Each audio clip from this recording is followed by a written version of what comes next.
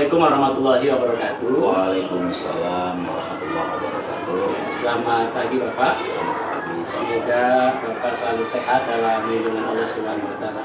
Amin amin ya rabbal alamin. Baik, izin Pak Dudi, saya mendapatkan tugas demonstrasi kontekstual modul 3.1 terkait dengan wawancara dengan kepala sekolah. Pada kesempatan pagi ini saya izin meminta waktunya Bapak di sela-sela kesibukannya. Baik. Mudah-mudahan ini nantinya bisa untuk menunjang saya sebagai calon guru penggerak. Baik, langsung saja Pak, pada kesempatan pagi hari ini terkait dengan apa yang menjadi keputusan-keputusan yang sudah dibuat oleh Bapak di sekolah ini. Mudah-mudahan ini menjadi satu kesempatan saya untuk bisa meminta ilmu dari Bapak. Yang pertama, saya akan menanyakan Bapak terkait bagaimana Bapak dapat mengidentifikasi kasus-kasus yang merupakan dilema etika dan juga rujukan sosial. Terima kasih untuk pertanyaan yang pertama, yaitu dengan cara mempelajari kasus yang terjadi di sekolah. Kemudian menyesuaikan dengan kasus-kasus sebelumnya sehingga bisa diambil untuk tindak lanjut mengambil keputusan agar kasus-kasus yang berikutnya tidak akan terjadi.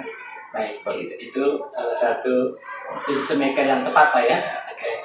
Kemudian yang kedua Bapak, selama Bapak menjadi kepala sekolah di SDN nomor 4, bagaimana Bapak menjalankan pengambilan keputusan di sekolah Bapak, terutama dalam kasus-kasus mana ada dua kepentingan nih Pak ya, yang sama-sama benar atau yang sama-sama mengandung nilai-nilai kebajikan.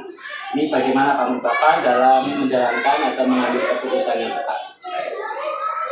Sebagai sebuah organisasi sekolah itu ada warga sekolah yang terdiri dari Bapak Ibu guru, tenaga kependidikan maupun stakeholder yang berkaitan dengan komunitas pendidikan. Nah, oleh karena itu dalam mengambil keputusan yang biasa saya lakukan adalah berkoordinasi dengan warga sekolah, ditambah dengan komite atau orang-orang yang berkompeten yang berkaitan dengan permasalahan tersebut. Baik. Nah, seperti itu yang dilakukan selama ini. Sehingga keputusan yang diambil tepat dan berkeadilan ya. Baik. Kemudian Bapak, langkah-langkah atau prosedur seperti apa yang biasa Bapak lakukan selama ini? Ya. Biasanya untuk menyelesaikan sebuah permasalahan ada langkah-langkah yang diambil, antara lain mengidentifikasi permasalahan. Yang kedua, membuat daftar fakta yang relevan yang terjadi dengan kasus yang sedang ditangani. Yang ketiga adalah mengidentifikasi kira-kira pihak terkait mana yang akan nanti dikomunikasikan, diajak untuk bermusyawarah. Yang keempat, penyelesaian kasusnya itu sendiri.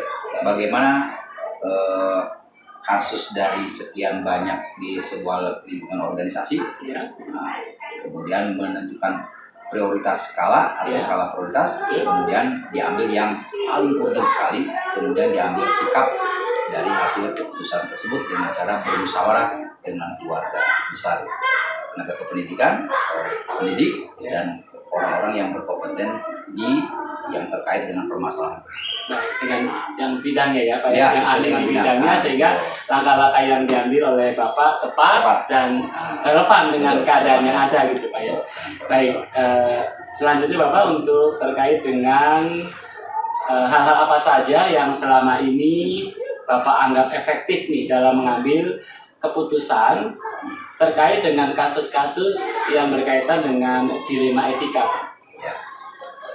Bahwa di dalam sebuah lembaga itu tidak terlepas dari nilai-nilai yang dianut oleh anggota keluarga organisasi maupun nilai-nilai yang di dalam organisasi itu sendiri. Maka yang dilakukan adalah mengenali nilai-nilai apakah bertentangan atau tidak dengan permasalahan yang sedang dihadapi. Kemudian menentukan siapa yang terlibat dalam situasi tersebut. selanjutnya melaksanakan atau menunjukkan fakta-fakta yang relevan dan menguji benar tidaknya permasalahan. Setelah itu diputuskan yang terbaik untuk menyelesaikan permasalahan dengan orang-orang yang warga sekolah maupun orang-orang yang berkompeten di bidang itu. Sehingga dilema etika ini sudah tidak terjadi dan efektif Pak ya? Ya betul, tidak terulang lagi. Tidak terulang lagi Pak. Sehingga keputusan yang diambil tepat dan juga berdampak kepada perubahan perilaku tentunya Pak ya? Ya. Baik, selanjutnya Pak Yuri, kemudian di dalam mengambil keputusan Bapak selama ini merupakan tantangan ya? Tantangan apa dalam pengambilan keputusan di dalam kasus-kasus dilema etika ini Pak? Tantangannya seperti apa? Pertama yang paling dari sekian tantangan itu yang harus dirubah adalah tantangan yang berasal dari individu itu sendiri. Nah, jadi pribadi-pribadi dalam sebuah organisasi yang berasal dari berlatar belakang yang berbeda-beda pasti akan perlu waktu untuk beradaptasi dalam lingkungan yang katakanlah positif.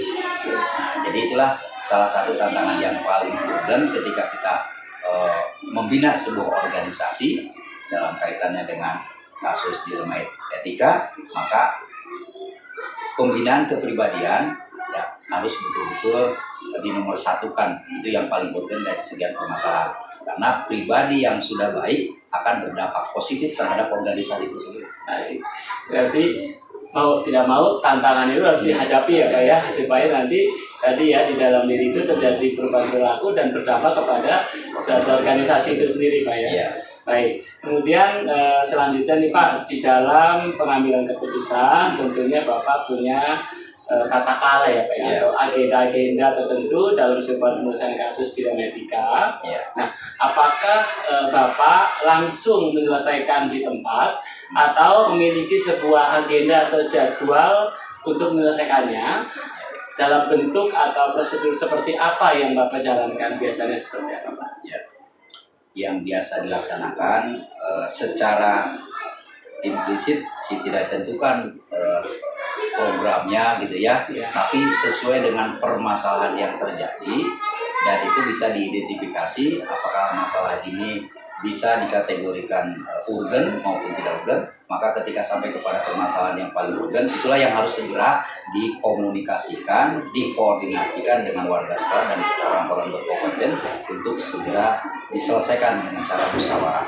Tergantung permasalahannya Pak ya. Permasalahannya berat tidaknya, nah, terus kemudian kaitannya dengan siapa, maka itu yang menjadi pertimbangan ketika kita akan mencari solusi yang terbaik dan skala prioritas juga ya. Betul, yang paling berat dari permasalahan yang diambil sehingga berdampak kepada yang lain gitu Pak ya. Jadi dalam organisasi sudah terprogram, tetapi bagaimana nanti ketika ada permasalahan yang secara tiba-tiba ya, itu yang kadang-kadang tidak disangka atau muncul dan ini menjadi dilema etika juga tentunya Pak ya. Tetapi tadi mau tidak mau harus diselesaikan dengan secepat mungkin Pak ya. Baik, selanjutnya Bapak, kemudian adakah nih Pak seseorang atau faktor-faktor apa yang selama ini mempermudah atau membantu dalam mengambil keputusan di dalam dilema etika ini? Sebenarnya kalau kita dalam sebuah organisasi, minimal hubungan kekerabatan dalam sebuah organisasi harus terbangun dengan baik, harus terbangun dengan harmonis. Apabila warga dalam satu organisasi itu sudah terbangun dengan harmonis, maka kita akan berdialog dengan cara terbuka, akan menyampaikan bahwa kita punya tujuan yang positif, maka warga itu akan mendukung perbaikan-perbaikan positif. Jadi, ya kaitannya dengan tadi faktor-faktor apa adalah warga sekolah yang selalu diajak berdialog dan stakeholder yang lain yang ada kaitannya dengan sekolah untuk memajukan sekolah. Poin-poin mana yang harus dimintakan pertolongan dari orang-orang yang berkompeten tersebut. Berarti satu frekuensi dengan visi ya Pak ya, sehingga nantinya relevansi dengan apa yang menjadi tujuan sekolah dan tadi ya kolaborasi Pak ya. Betul. Artinya di sini ada satu kesepakatan Pak ya, satu tim, satu semangat, satu tujuan gitu Pak ya, sehingga Betul, ya. ya berarti tentunya ini pengambil keputusan yang relevan dan tentunya berkeadilan ya Pak Betul, untuk betul. semuanya stakeholder yang ada begitu Pak ya. Baik.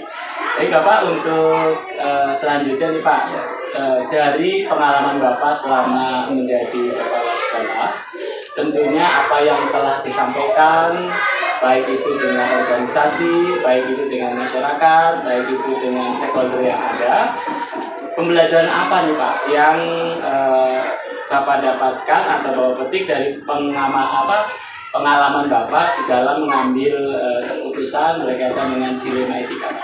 Ya.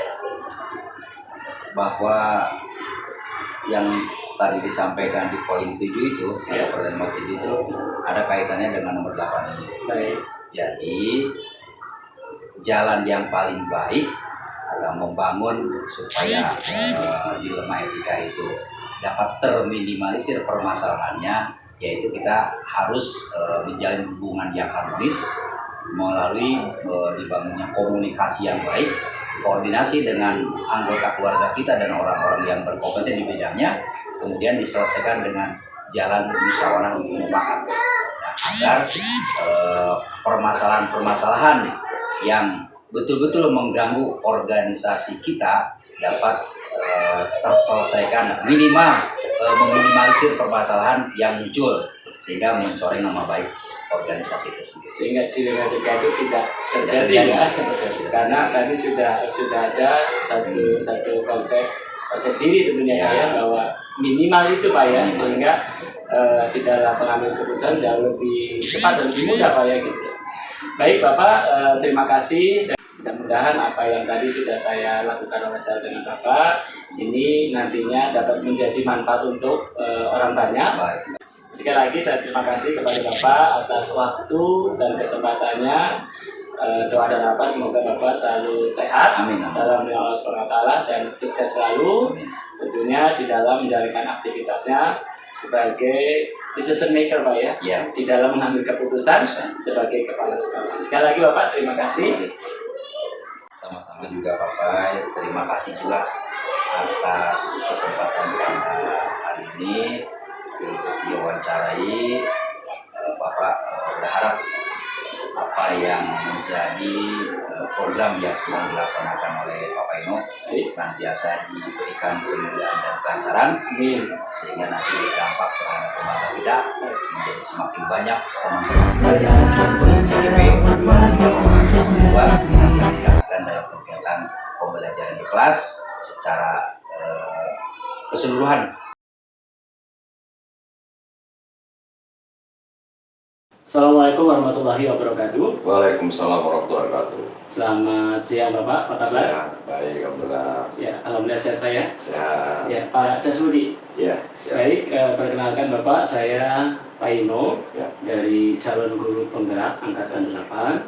Pada kesempatan hari ini saya akan mewawancarai Bapak terkait dengan tugas saya di modul 3.1 terkait dengan wawancara dengan kepala sekolah, yakni ada 2 atau sampai 3 Pak kepala sekolah yang harus saya wawancarai. Pada kesempatan ini saya sebagai calon guru penggerak Pak. Baik, kalau gitu terkait dengan Bapak sebagai kepala sekolah di SDN Klender 16, tentunya di dalam mengambil keputusan itu ada pro dan kontra Pak ya. Kemudian menghadapi yang namanya dilema etika. Dan juga tentunya kadang-kala ada yang benar menjadi benar. Tentunya ini menjadi satu pengambilan keputusan yang bijak, yang arif, dan juga tentunya berkeadilan. Nah, terkait dengan ini, saya menanyakan kepada Bapak, selama ini Pak Casmudi, bagaimana Bapak dapat mengidentifikasi kasus-kasus yang merupakan dilema etika atau rujukan moral? Baik Pak. Tentu sebelum kita mengambil sebuah keputusan, kita harus ambil namanya akar persoalan, ya. Akar permasalahannya apa yang menjadi polemik di sebuah di sekolah di Klender 16. Setelah kita identifikasi permasalahannya, nah itu kita buat sebuah data-data itu kalau sudah valid, baru kita ambil sebuah tindakan. Jadi artinya bahwa di dalam pengelolaan masing harus kita tahu dulu akar persoalannya apa. Berarti dari akar permasalahannya, kemudian baru diambil tindakan dan endingnya adalah diputuskan, Pak ya. Betul. Baik, terima kasih Pak. Selanjutnya Bapak bagaimana menjalankan pengambilan keputusan di sekolah, terutama yang berkaitan dengan kasus-kasus di mana ada dua kepentingan yang sama nih Pak. Ada dua kepentingan yang sama benar atau sama-sama mengandung nilai kebajikan. Nah, kaitannya itu sama dengan tadi pertama bahwa kita setelah mengidentifikasi masalahnya, maka kita ditujukan pada sebuah komitmen ya bahwa apapun yang terjadi di sebuah sekolah itu menjadi kebersamaan dan menitik beratkan berkeluargaan ya. Bagaimana sebuah keluarga itu harus komitmen dan kebersamaan, apa yang menjadi kesepakatan bersama sudah menjadi komitmen itu yang menjunjung tinggi.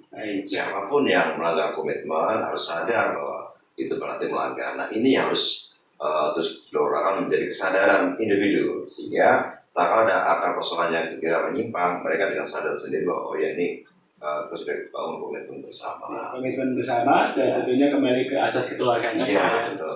Baik, terima kasih Pak. Selanjutnya Bapak di dalam mengambil sebuah keputusan tentunya dihadapkan pada banyak persoalan ya Pak ya.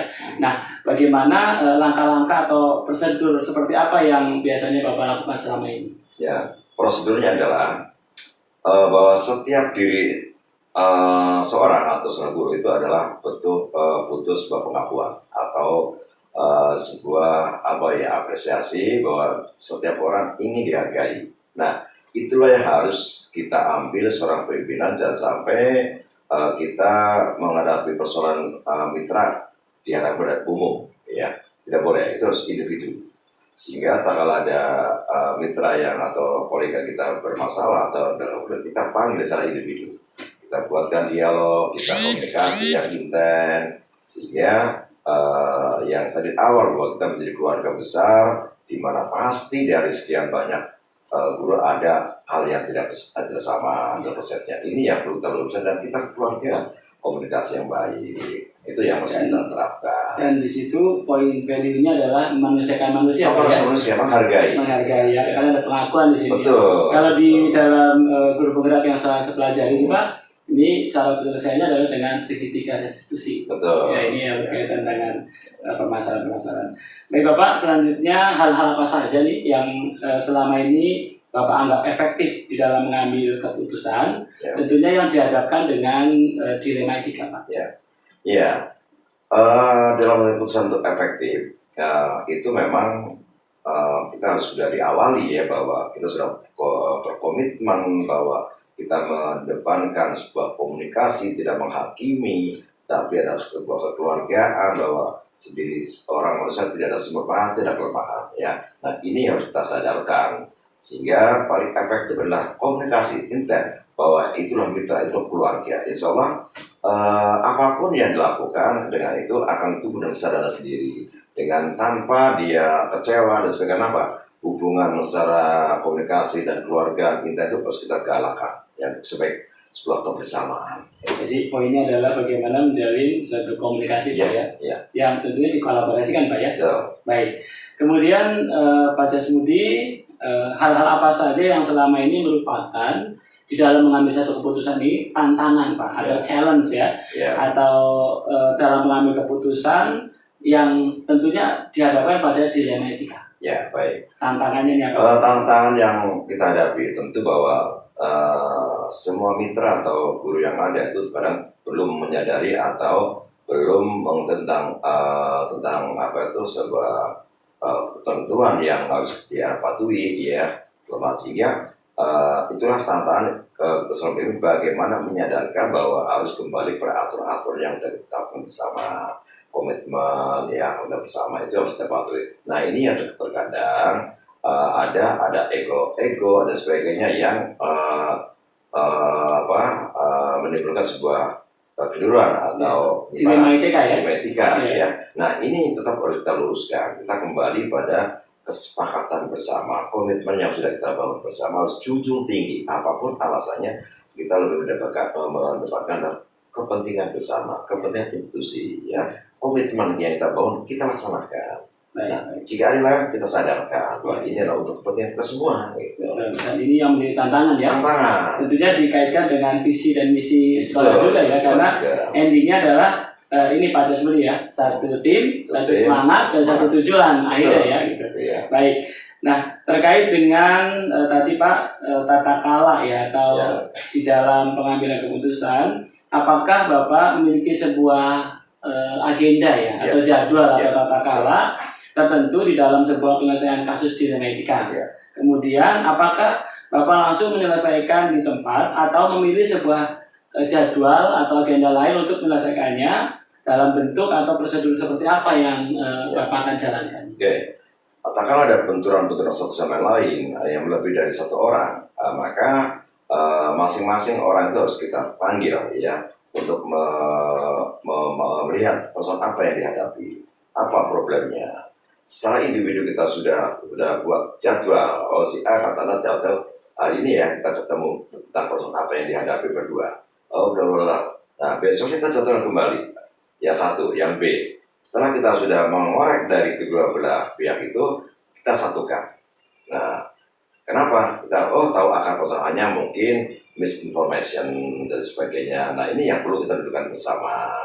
Bahwa ada pengetahuan gini, ini matanya sebenarnya ini loh harusnya seperti ini. Itu hanya misinformation. Nah ini yang perlu ada sebuah pemanggilan secara individu. Itu harus kita bangun ya.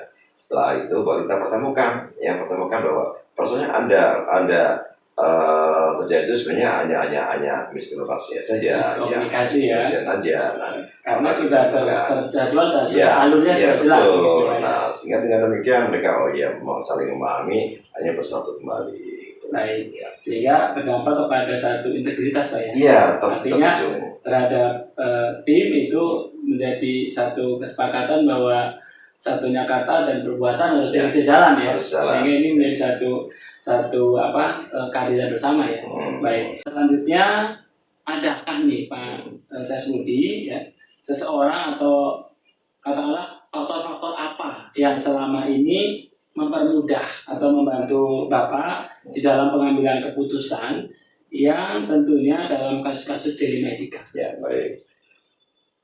Semuanya akan menjadi mudah tak kala kita tadi bangun komunikasi yang intens. Setiap saat kita memberikan edukasi kepada seluruh stakeholder yang ada di sekolah ini bahwa semua itu setiap diri manusia harus punya nilai-nilai positif ya, harus saling berlomba-lomba dengan kebaikan, memberikan kontribusi, menjadi role model di sekolah. Jadi tidak ada satu celah untuk tidak berbuat baik. Ya, semua harus baik. Nah, ini sudah kita gelorakan dari apel pagi, apel siang, saat satu pasar dan sebagainya. Jadi itu sudah menjadi jadi makanan setiap hari bahwa seorang guru adalah seorang yang menjadi idola termasuk idola siswanya, kepada idola pada orang tuanya, sehingga bagaimana dia seorang harus baik, harus jadi role model, mencontoh, menjadi teladan apapun. Nah, ini sudah menjadi pembiasaan, sudah edukasi sehingga ini mudah. Tak kalau ada sedikit bilang udah kita luruskan, alhamdulillah mudah karena boleh kita menjunjung tinggi keluarga. Di sini yang membantu Pak Jasmudi adalah afirmasi positif yang sudah seperti setiap hari sudah menjadi satu rutinitas program. Baik ya. Baik Pak Jasmudi, dari semua yang tadi saya tanyakan terkait dengan pengambilan keputusan yang berkaitan dengan dilema etika dan juga bujukan moral, di dalam semua hal yang telah disampaikan oleh Bapak tadi, pembelajaran apa yang dapat dipetik dari pengalaman Bapak di dalam pengambilan keputusan yang selama ini Bapak jalankan, tentunya terkait dengan dilema etika? Baik, untuk menjadikan keputusan itu baik dan sebagainya itu kita butuh sebuah edukasi, kita butuh belajar, kita harus banyak membaca, kita harus banyak baca buku tentang menghadapi persoalan-persoalan, bertantangan, mengedukasi sebagainya. Itu harus sebagai seorang pimpinan atau mereka yang selaku calon guru kita harus banyak belajar, kita harus banyak wacana tentang masalah etika, masalah kedewasaan, masalah membangun sebuah perubahan sebagainya itu seorang pemimpin harus berpikir luas ya, karena kita adalah nanti selaku manajerial ya, seorang manajerial artinya harus keluar dari zona nyaman iya, ya, harus keluar zona nyaman. berpikir out of the box. Betul, bahwa itu tantangan yang hadapi itu banyak. Nah, kita sebagai pimpinan harus punya potensi, harus punya modal yang cukup masalah edukasi ya, karena bagaimanapun apa yang kita pimpin itu harus teredukasi, harus berubah. Nah, bagaimana dia berubah kalau kita nggak berubah? Maka kita harus banyak membaca, belajar. Itu. Makanya di zaman Nabi itu ikro ya. Ikro. Belajar.